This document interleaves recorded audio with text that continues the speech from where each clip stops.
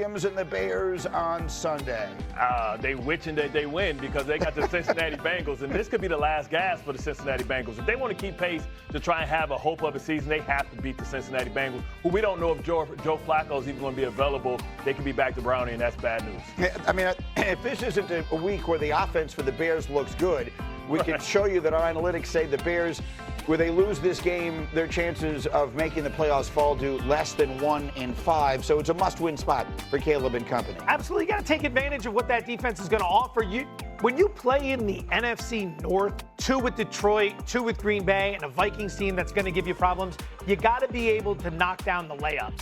This game is a layup relative to the rest of this game. There were concerns with Caleb last week against the Ravens. Did not look good. There were some questions about how this team could look so inept on offense this far into the season. I believe this was a week of an awakening, a reckoning. Like, they cannot lay an egg this week against the Bengals in that defense, which has been absolutely horrendous, and lost to the Jets last week. I honestly feel like they need to win the next 3 games, and here's why. When you look at the end of their schedule, Eagles, Packers, Browns, not worried about them. Packers, 49ers, Lions. That's so get this one. So you think the Bears need this one? Yeah, I think they need their next 3. Clearly. But see, to me, and I know that people don't always want to hear this, but for me, how Caleb Williams looks and plays is more important than whether they make the playoffs or not. The Chicago Bears are not winning the Super Bowl this year. I don't think they think they're winning the Super Bowl. I don't think their hardcore fans think they're winning the Super Bowl. This is about him looking by this time, or not. I mean, that's Thanksgiving, I think, is usually.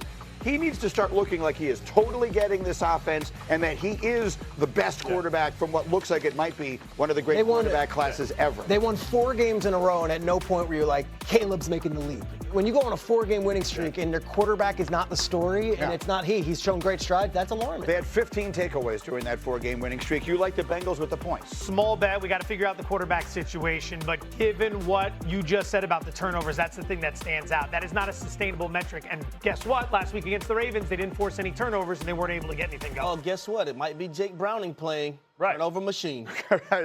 Peter, great counterpoint.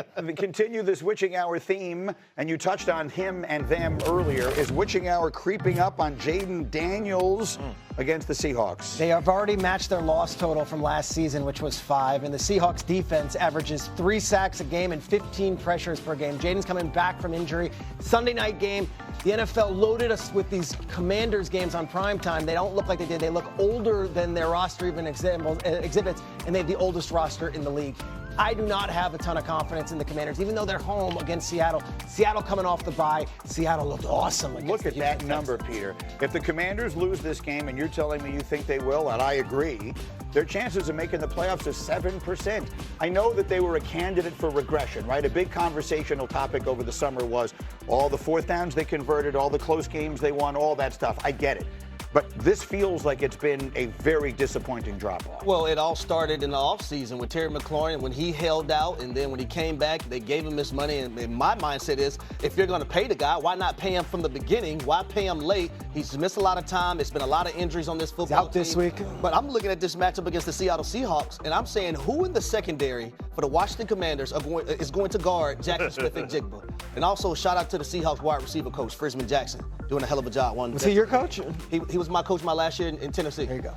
Jackson Smith and Jigba, parenthetically, I think is the best receiver in the NFL, but that's a different conversation. You give Jaden a chance on Sunday night, he comes back healthy? This Seattle defense is amazing. Yeah. And Sam Darnold is playing at an MVP caliber level. I think they know who they are, and I think they fall victim to being on the West Coast as well, much like Indianapolis. We don't see enough of them, and I think the world is going to be introduced to how good they really are. And you're giving the points. Yeah, Mike McDonald, since he took over in Seattle, is 10-1 on the road, 7-3-1 against the spread. The defense is top 10 in virtually every metric imaginable. They're getting healthy, and they're going against a team that, we talk about all the issues, Washington, that Debo trade doesn't look very good. You want to know past what his prime. Seattle does well?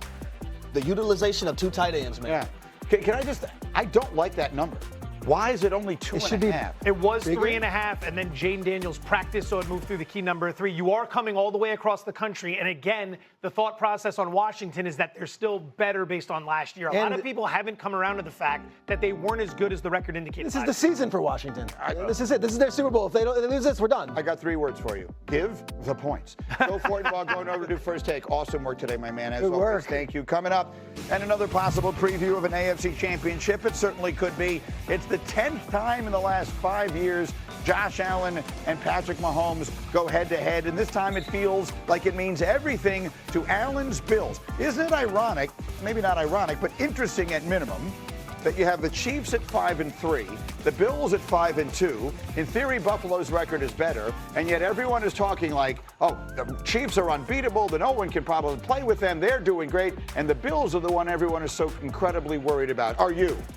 Yeah, I'm concerned with the Buffalo Bills, right? Because they're not trending in the right direction. They can't stop the run, without Ed Oliver there. They have to play a certain way, and they don't have proven commodities at the receiver position. Yep. It seems like Josh Allen and Hoof, right? Well, when you go with Patrick Mahomes, you know who Rashee Rice is. You know what Worthy can do, Travis Kelce. And now that they're back healthy, you know that now you have to worry about the run game with Hunt and also with Pacheco. And that defense is always going to do. Spags don't always do what he always does. Listen, Harry, maybe we can put it as simply as we can. The NFL in 2025 is about creating explosive plays. Do the Bills have guys on the outside that can do that consistently? No, they do not. And that's been one of the things with this football team so far this season.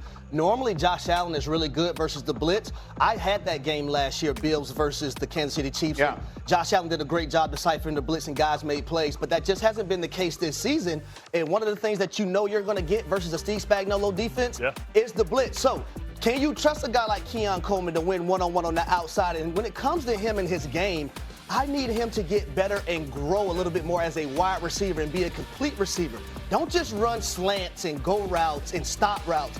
Can you add more to your repertoire and also to your resume of your football game as a wide receiver so you can now move around, play inside, and go amongst anywhere at the wide receiver position and be dynamic in that capacity? Peter, you made an important point earlier this morning. In the interest of time, I'll just sort of summarize it. The Bills have less cap space available to them than any other team in the NFL. So making moves will be a challenge, but it's not impossible. Not impossible. You expect them to be active. I expect Brandon Beane to always be on the phones, but I have to, give caution to everyone at home thinking they're going to make some big splash. The problem is they have the least cap space in the entire league. The Patriots, on the other hand, have the most cap space in the entire league. So the Patriots are far more able to make a move here and get them over the top when it comes to different positions in the Bills. I will note this, though. The loss of Mac Hollins is starting to show itself. Everyone said last year they didn't have a number one. Well, they had Amari Cooper and Mac Hollins who were playing big roles. Neither one of those guys are there right now. Mac Hollins with the Patriots, and he's blocking his butt off and helping them be the team that they are. Put the picks up quickly. Bart, is Kansas City once again the team to beat in the AFC? But this week will be what it'll be. Are the Chiefs the team to beat in the conference? I think they're the most complete team, and that's the brand that we trust, and we know Patrick Mahomes is being protected better than he was last year. And now guys like Juju, guys like Hollywood, those are the guys you forget about because you're worried about Worthy and Rashee Rice, and those are the guys that kill you in certain personnel. They can play any type of game that they want to play because they have the full complement of all their receivers.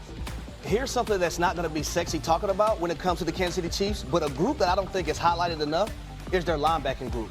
When you look at Nick Bolton, Leo Chenal, and also Drew Tranquill, those guys can run sideline to sideline. They can get downhill. We know their defensive coordinator could add them to the blitz package, and they can go get the quarterback as well. Those three guys are playing lights-out football right now for Kansas City. Quick final word.